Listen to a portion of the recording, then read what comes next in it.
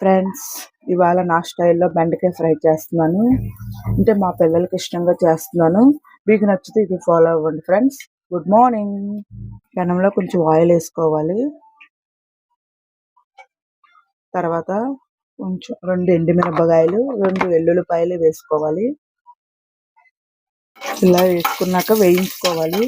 కొంచెం శనగపప్పు కూడా వేసుకుంటాను మా పిల్లలు టేస్టీగా తినడానికి కోసం. ఇలా వేయించుకోవాలి.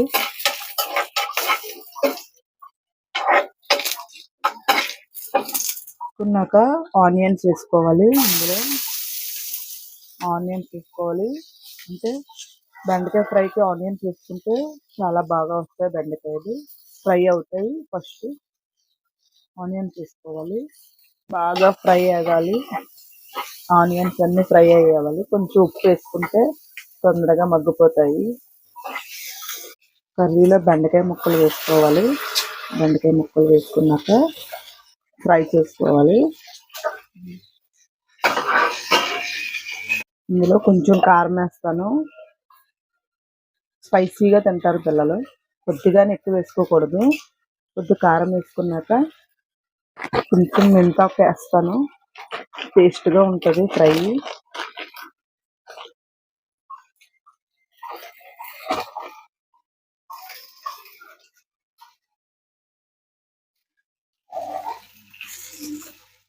మెంతాకు వేసాను.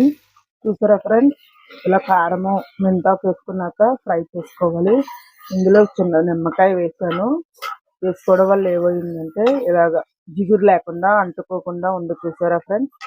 సో మీకు నచ్చితే ఇలా లైక్ చేయండి. పిల్లలు చాలా ఇష్టంగా తింటారు. ఫ్రై కదా, అందులో మా బాబుకి చాలా ఇష్టం. సో అందుకే ఇలా చేస్తాను. ఈజీగా అయిపోతుంది క్యారేజీకి. అండ్ పిల్లలు ఇష్టంగా తింటారు. సో మీకు నచ్చితే ఇలా ట్రై చేయండి. నా ఛానల్ని ఫాలో చేయండి. Please subscribe now.